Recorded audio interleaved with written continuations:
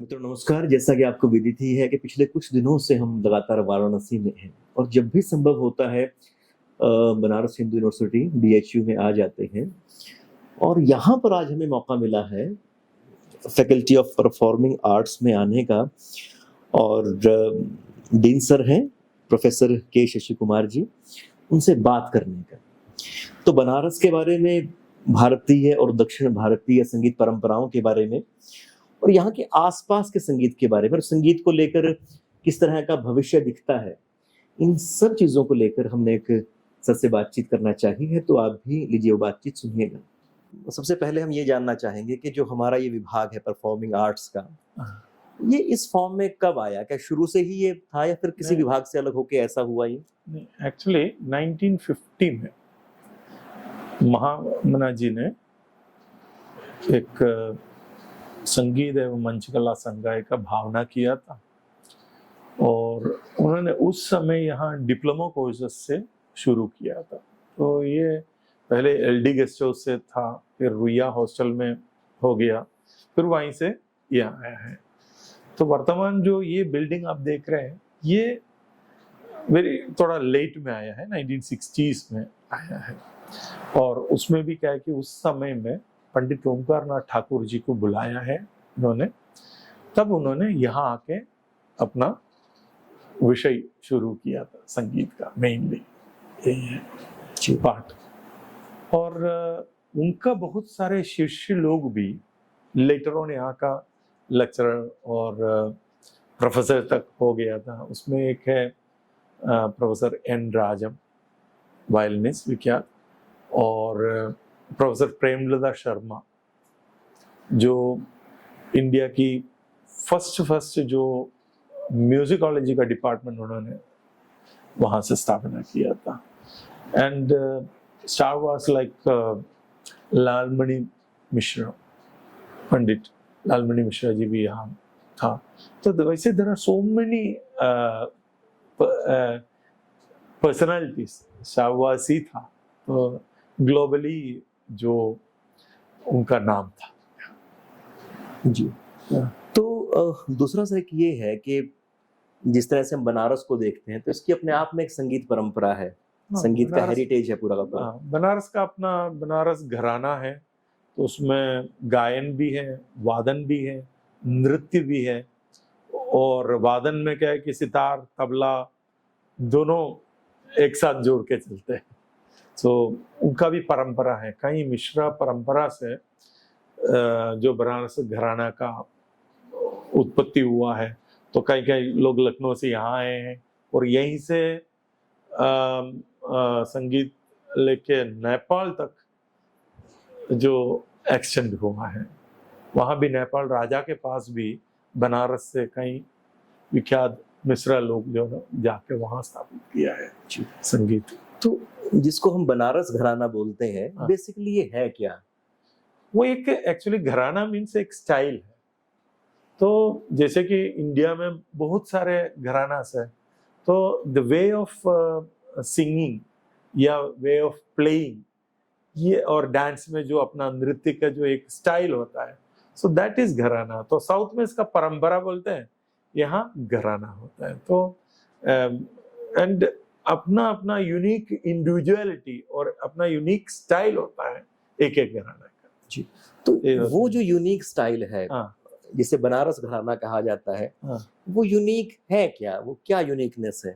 नहीं, actually then we have to do a comparative study दूसरे का क्या है, इनका क्या है, and it's a very vast subject, है ना।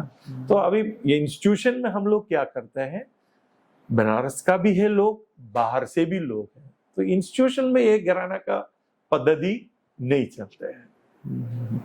तो जिस तरह से आप सर साउथ से आते हैं, तो आपके वहाँ की जब संगीत परंपराओं को आप देखते हैं और यहाँ उत्तर भारतीय संगीत परंपराओं को देखते हैं, तो ये कैसे? एक्चुअली अब क्या है ना, अभी संगीत के बारे में आप बता देंगे तो इंडिया में दो शैली है एक्चुअली, दो संगीत है, शास्त्रीय संगीत। एक तो है उत्तर भारतीय शास्त्रीय संगीत, दूसरा है दक्षिण भारतीय शास्त्रीय संगीत। तो दक्षिण भारतीय शास्त्रीय संगीत जो है ना, 4 प्रांत में होता है, जैसे कि कर्नाटका, आंध्र, केरला और तमिलनाडु। अब तो आंध्र का भी विभाजन हो गया, 2 हो गया, लेकिन जनरली हम लोग बोलते तो आंध्र प्रदेश बोलते हैं। अब तेलंगाना और आंध्र प्रदेश ये हो गया, अलग बात। इस जगह में जो होने वाला भाषा लेके उसमें कन्नड़, तमिल, तेलुगु एंड मलयालम प्लस संस्कृत भी है, हिंदी भी है, थोड़ा कुछ। तो ये सब जो है ना लैंग्वेज में अलग अलग कंपोजर्स कंपोज किया है। वेरएस नॉर्थ में आ जाते हैं तो राइट फ्रॉम विजयनगरम के ऊपर जो ओडिशा से लेके एक अभी और भी एक संगीत है, ओडिसी संगीत है, जो जिसमें दोनों मिक्स्ड है, जैसे कि नॉर्थ इंडिया और साउथ इंडिया मिक्स्ड एक ओडिसी संगीत है। तो वैसे ही ओडिसी डांस भी है। तो लेकिन वो एक अलग जगह, एक ही छोटा प्रांत होने के नाते ये हम लोग बहुत, जैसे कि जो डिवाइड करते हैं ना, वो साउथ इंडियन और नॉर्थ इंडियन ही बोलते हैं। तो नॉर्थ का क्या है कि यहाँ से लेके महाराष्ट्र हो गया और इधर बंगाल हो गया और फार आगे जाएंगे तो अप टू बांग्लादेश, इधर पाकिस्तान तक। तो जैसे कि अपना कंधार बोलते हैं कि अपना अफगानिस्तान तक, तो पूरा एक प्रांत का जो पूरा हिंदुस्तानी संगीत चल रहा है और बहुत सारे म्यूजिशियंस भी अलग अलग प्रांत में हैं। तो पूरा इतना बड़ा एरिया है इसका। तो पहले ये सब तो एक ही था, फिर लास्ट में हमारा जब डिवाइडिंग हो गया तब तो अलग अलग कंट्री हो गया, अलग अलग प्रांत हो गया। यही एक चीज है। और इंडियन म्यूजिक एंड कल्चर, बहुत सारे हमारा कल्चर्स भी, आप लोग जैसे कि बर्मा से लेके नीचे अपना इंडोनेशिया तक पूरा you can see so many cultures, but उनका संगीत में क्या हुआ, चाइनीज म्यूजिक प्रधान हो गया। वेरएज श्रीलंका में क्या है, टोटली डिफरेंट है। श्रीलंका में हमारा इंडियन बोथ क्लासिकल एंड मतलब हिंदुस्तानी और कर्नाटक सब यूनिवर्सिटीज में क्लासेस चल रहे हैं और वहां से हम लोगों को बहुत सारे स्टूडेंट्स भी यहाँ आते हैं। और भरतनाट्यम जैसे कला भी अब थाईलैंड में है, कई यूनिवर्सिटीज में है। तो इसमें एक एग्जाम्पल है अयूता यूनिवर्सिटी। अयूता यूनिवर्सिटी में वहीं से 2 लोग यहाँ आके पढ़ाई किया है और भरतनाट्यम सीखा है और वहीं से यहाँ आके रिसर्च भी किया है लोग। So it's very common now because of in global platform में जो तो पूरा ये जैसे दक्षिण भारतीय या कर्नाटक संगीत भी मुझे लगता है कई बार कहते होंगे। हाँ। तो उसमें और जो हमारा उत्तर भारतीय संगीत है, इसमें तो इसमें मेनली जो दोनों का जो फर्क है, एक तो लैंग्वेज का फर्क, दूसरा स्टाइल, जो स्वर लगाने का ढंग, जैसे कि सोल्फाइंग जो बोलते हैं वेस्टर्न में, हाउ टू सिंग दिस स्वरास। सो स्वरा का पैटर्न जो है वो डिफरेंट होता है, जो स्वर लगाने का ढंग। फॉर एग्जाम्पल एक ही राग हम लोग लेंगे तो जैसे कि भूपाली है यहाँ का और कर्नाटिक म्यूजिक का मोहनम है राग। अब मोहन राग हम लोग करते तो थोड़ा सा गमक स्टाइल, वो उनका स्टाइल में गाता है, सरी ग प द स द प ग प द द प ग प द ग द व ग री री रे ग रे रे सदा सदा सरे ग रे, एक स्टाइल है। अब जो यही वाला हिंदुस्तान में द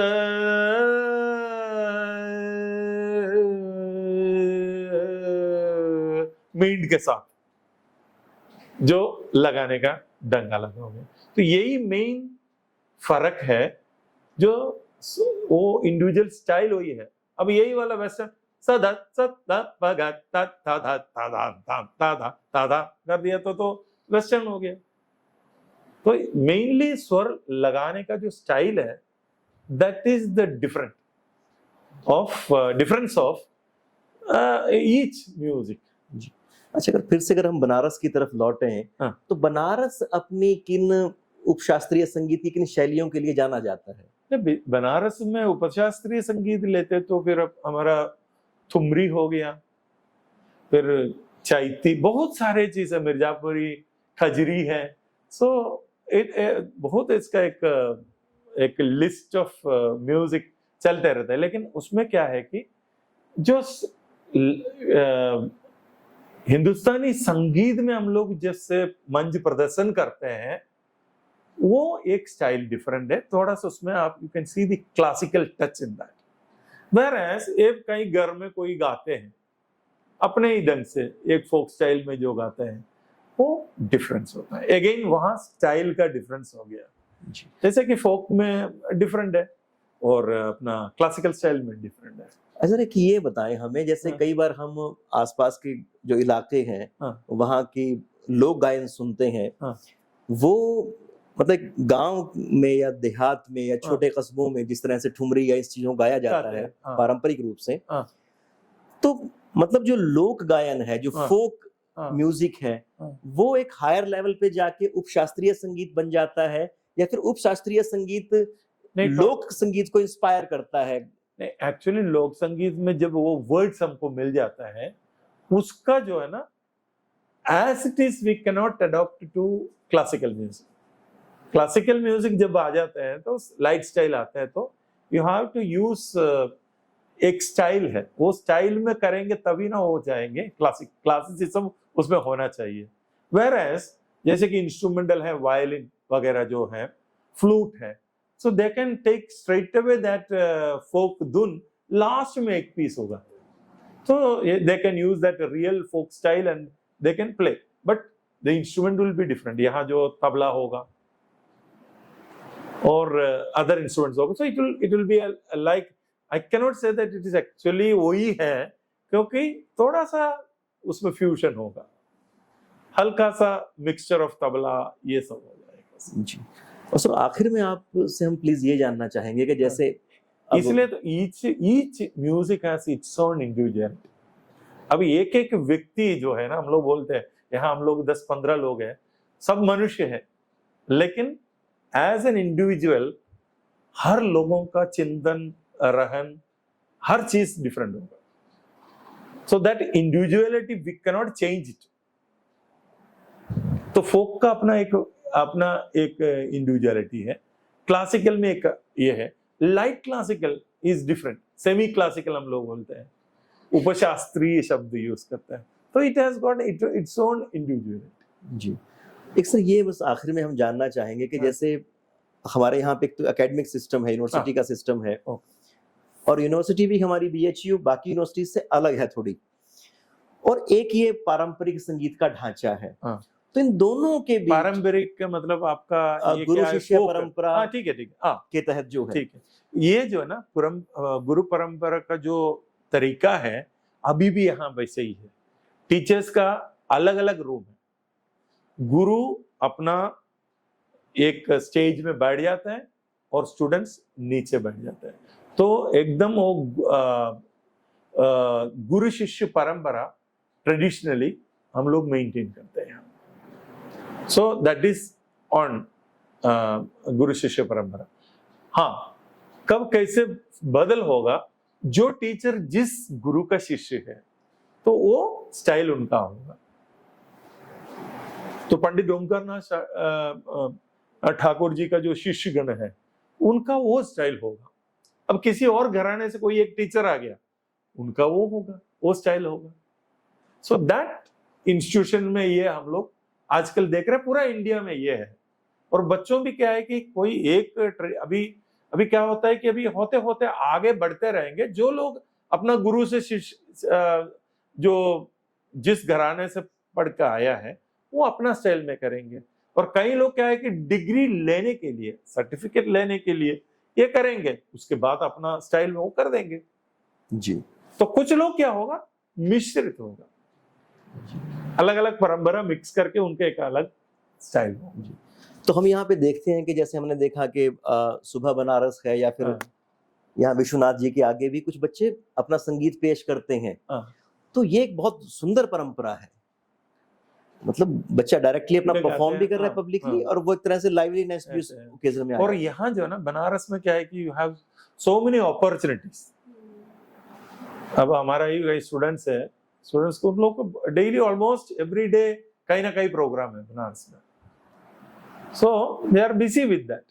तो ये जैसे कि घाट के किनारे हो गया, कई संस्थाएं हैं, प्राइवेट संस्थाएं, कहीं मंदिर में होता है प्रोग्राम। उसके अलावा कोई कोई फेस्टिवल्स है, बहुत सारे फेस्टिवल्स है, जैसे कि एक एग्जाम्पल है हमारा संकट मोचन फेस्टिवल हो गया, वैसे ही बहुत सारे फेस्टिवल है, शिवरात्रि का समय में होता है। तो there are so many opportunities for the students, जो सुनने के लिए भी उनको बहुत ही मौका मिलते हैं, और प्रयोग करने के लिए, जैसे कि परफॉर्मेंस करने के लिए भी बहुत सारे मौका मिलते हैं। जी। और सर आखिर में कोई आप बात कहना चाहें म्यूजिक के बारे में, कुछ और बात आप कहना चाहें? म्यूजिक के बारे में, जैसे कि बहुत लोग बोल रहे हैं म्यूजिक खत्म होने वाला है, खत्म होने वाला है, वो बात नहीं है, क्योंकि अभी भी बहुत सारे यंगस्टर्स बहुत अच्छा परफॉर्म कर रहे हैं और मेहनत भी बहुत करते हैं, और उनको बहुत सारे अपॉर्चुनिटीज मिल रहे हैं। Opportunities in the sense YouTube जैसा चैनल्स, और सुनने के लिए when you want to develop yourself, तो बहुत सारे उनको सुनने के लिए मिलते हैं, तो उनके एक चॉइस मिलता है। तब अब यहाँ से किसी एक शहर में एक बच्चे प्रैक्टिस कर रहे हैं, यूट्यूब में किसी बड़े आर्टिस्ट का गाना सुन लिया, तो सोच रहे कि नहीं, now I will go to him, now I will learn. तो ऐसे भी कई लोग माइग्रेट करते हैं, बनारस से सीखने के बाद एक अच्छा लेवल में होता है, कई लोग दिल्ली माइग्रेट करते हैं, क्योंकि you have national international platform पर। कई लोग मुंबई जा रहे हैं, कई लोग कोलकाता जाते हैं। सो ये एक बड़ा प्लेटफॉर्म इनको मिल रहा है, और यहाँ का कई बच्चे हैं अब दिल्ली और मुंबई में, चाहे घराना से बच्चे जुड़े हैं, चाहे अपना डिग्री से। और एक स्पेशलिटी ये है, घराने के लोग भी पहले जमाने में वो सोच रहे कि अरे ये डिग्री का कुछ जरूरत नहीं है, सीखो और आगे बढ़ते परफॉर्म करते। लेकिन प्रेजेंट ट्रेंड पिछली 30-40 साल में जितने भी घरानादार लोग हैं, उन लोग सोच रहे अपना बेटा इंस्टीट्यूशन में पढ़े, उनको एक डिग्री मिले, एक पीजी मिले, सर्टिफिकेट रहे, ताकि उनको जॉब अपॉर्चुनिटीज फ्यूचर में मिले, क्योंकि उनको एक सर्टिफिकेट भी चाहिए। घराने सोच बहुत अच्छे सीखते हैं, बहुत अच्छा गाते हैं, साथ में बनारस हिंदू यूनिवर्सिटी के एक सर्टिफिकेट भी चाहिए। तो इस कोर्स का बहुत बड़ा डिमांड है। हमारा यूनिवर्सिटी में कम से कम 1000 के लोग जो है अप्लाई करते हैं, उसमें चार्ट करके 20 लोग हर साल आता है, तो हैवी डिमांड है। अब हमारा डिप्लोमा एक कोर्स है, it's only very simple course है, लेकिन एप्लीकेशंस आता है अराउंड 1000 एक कोर्स का, उसमें छाट के वी आर सेलेक्टिंग 50 स्टूडेंट्स। तो डिमांड तो है म्यूजिक के लिए, क्योंकि आजकल का बहुत सारे शोज वगैरह देख रहे हैं ना बच्चे, तो उनको भी इंस्पिरेशन हो रहा है कि हमको अगर फिल्म संगीत हमको गाना है तो I must have this base music. So it's actually developing like anything. So और ये government is also giving more importance for music, fine arts, folk arts, everything. जी, अपना परंपरा चीज जो है ना प्रिजर्व करके रखने के लिए यूनिवर्सिटीज चाहिए, तभी ना यू कैन प्रिजर्व इट। जी बिल्कुल। और ये भी है कि जब तक जिंदगी है, इंसान की मतलब सभ्यता है, तब तक संगीत उसके साथ रहेगा ही। क्योंकि जो लोग संगीत से जुड़े हुए हैं, कुछ भी नहीं है तो एक लिजनर है, गुड लिजनर है, उनका जो स्ट्रेस बहुत कम होगा। जी, ये एक स्थापित किया है। एक नॉन म्यूजिक आदमी है, वो संगीत से कोई भी मतलब नहीं है, उनका मेंटल स्टेटस, और जो थोड़ा कुछ जो गुनगुनाते हैं, थोड़ा कुछ जो सुनते हैं, उनका जो मेंटल स्टेटस है टोटली डिफरेंट। तो बिल्कुल हमेशा जरूरत रहेगी। तो सर आपसे इतनी बात हुई, आपका बहुत बहुत शुक्रिया सर। Thank you.